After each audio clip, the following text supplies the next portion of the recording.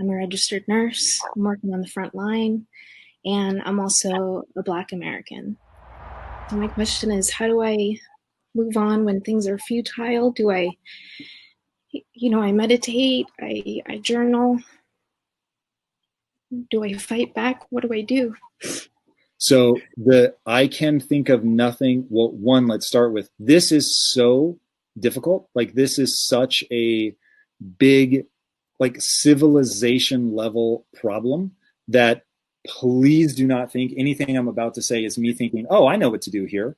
I don't have the wisdom to see us through this moment, but the way that I think about it is that this is a big, gigantic problem that is going to resist easy or overly facile solutions. But having said that, when I think about what really scares me about what you're saying, it's when you get to a point where things seem futile, to give in to the futility of something and to feel like this is truly an insurmountable problem. The difference between this is a huge problem and a difficult problem and a scary problem, and this is a futile problem and I'm going to stop, that's where I get scared, right? Because that's where you will fall into a place of darkness and despair that is just, it's so heartbreaking and is just, that is the sort of unimaginable tragedy, right? Would be for any of us to say, well, there's nothing I can do, and to just throw up our hands and succumb to despair. So it never seems like a useful strategy at the individual level to say, this is futile, there's nothing I can do. So I would say, do and believe that which moves you forward. You have to set that one aside and say, there is a way forward. Now, if you haven't already read Long Walk to Freedom by Nelson Mandela, you want to talk about somebody who has wisdom on this topic. He said it was only his convictions that got him through 27 years in prison. And when asked directly, and now I am paraphrasing from what I remember, and so if I have misremembered this, I'll just apologize up front. But my memory of what he said in the book was, if you want to know how I didn't give up, it was because I believed so strongly that there was a beautiful world on the other end of this that could be created by human beings, and that we simply had to come together to create that world. And when I think about, like, I like to think that I am a strong person, a resilient person, but when I run the experiment on myself of being in prison for 27 years, I come up wanting when I look at how he conducted himself. It is a level of extraordinary that I can only hope to strive for. But he said he had the convictions, he knew what he was fighting for, and he just held on to that. People wanted him to resort to violence. And what he kept resisting. And he said that young Black men were coming into the prison system that he was in, and they were saying, you're too soft. And that way of thinking is outdated, and the only thing left is violence. And he said he always, again, I am paraphrasing if I have misremembered, I truly do not intend to. But he had said, if I remember right, that there were always three ways.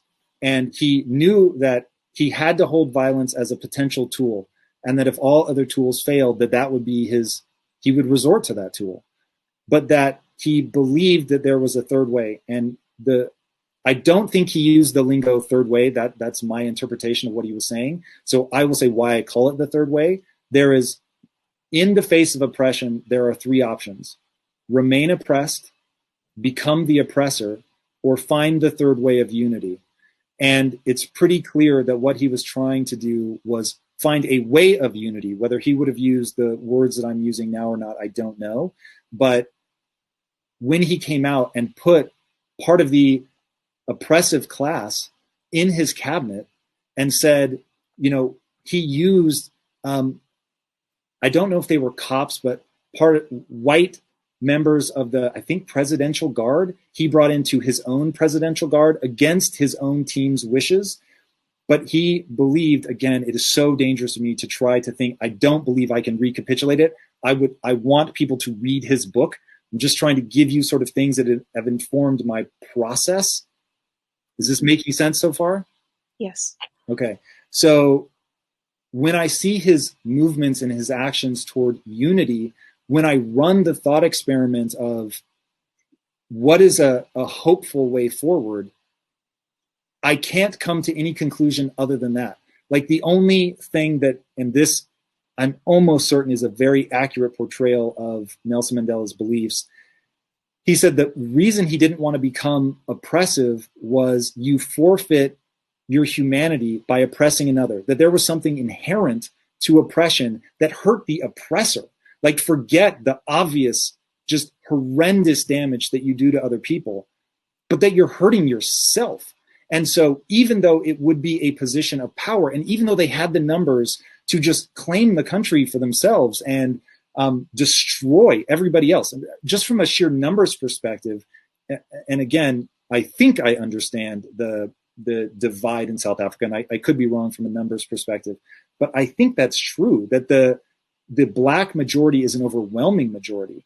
And so from a numbers perspective, it would have been pretty easy for him to bring people to that conclusion, to take power and then push forward a draconian authority. But he didn't want to forfeit his own humanity.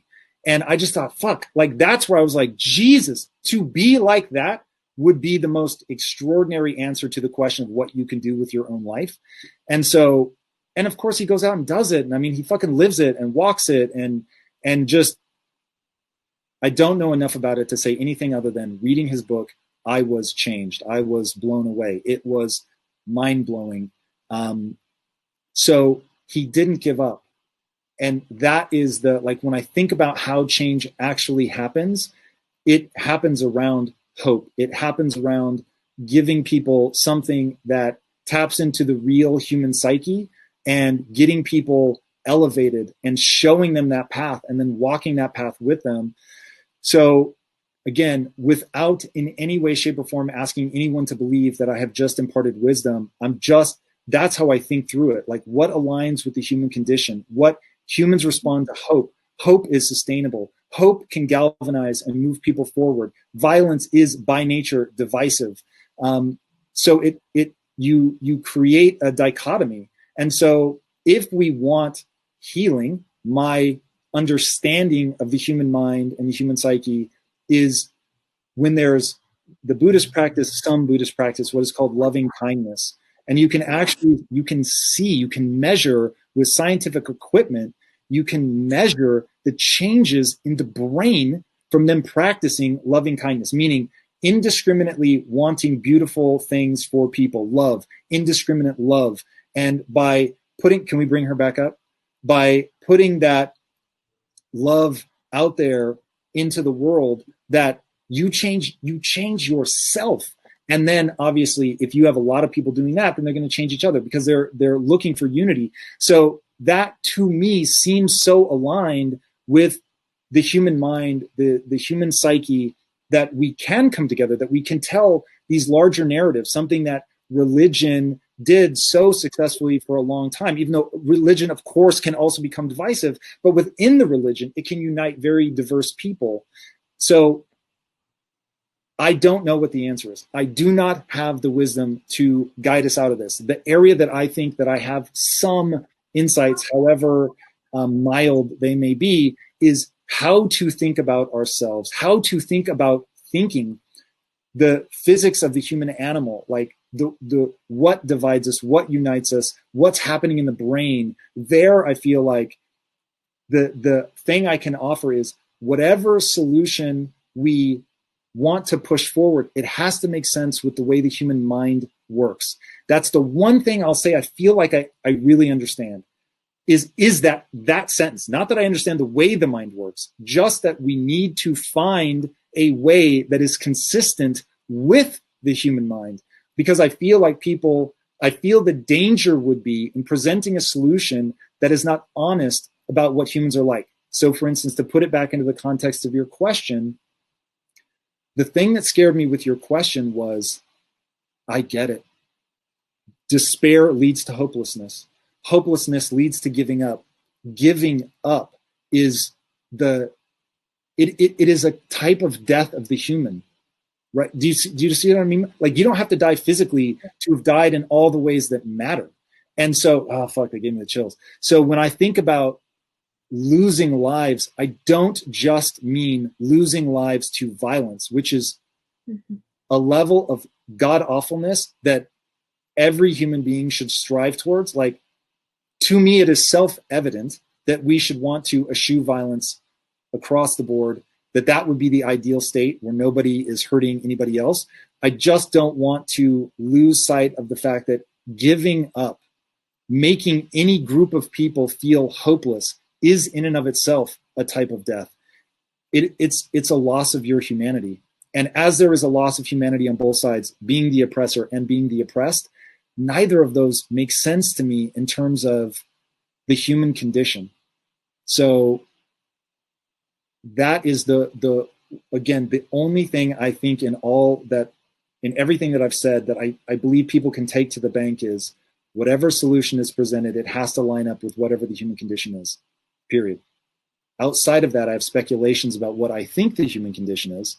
But even that, I'll say, begins, hey, sweetheart, how you doing? It's a weird time, huh? You and your mom need to do something, because when kids see their parents afraid, it gets real scary, real fast. But if you and your mom take time to cuddle and laugh and remember how much you love each other, you can create like this little bubble. And in that bubble, you can take these moments of joy, and that's going to be the thing that stops you from giving up. And when you have this is what Viktor Frankl talked about, was for him, all the suffering was about his family, right? And when you think about, what am I here fighting for? You're here fighting for your daughter, right? We're here fighting for what comes next.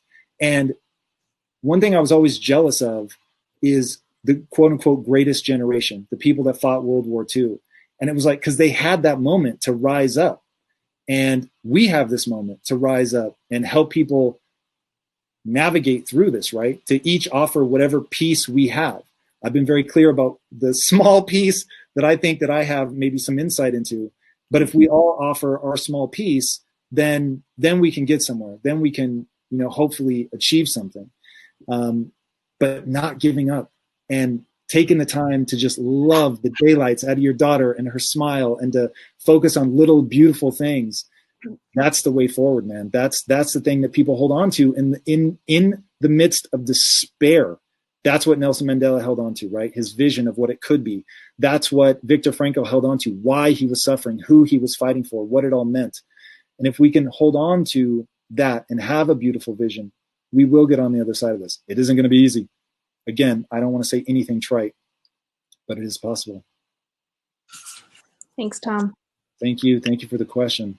It was beautiful. And your daughter is beautiful. Give her a kiss. You get a hug from me. You got one coming from me. All right, guys. With that, I will sign off. Man, this is, at the risk of sounding cheesy, this really is a time to focus on love. And I say focus because that's actually what I mean. To focus on love. You get what you focus on. And if you focus on love, that doesn't mean that there isn't horrendously real shit that has to be dealt with. Just saying, take some part of your day to focus on love as well. All right, guys. Till next time, my friends. Be legendary. Peace out.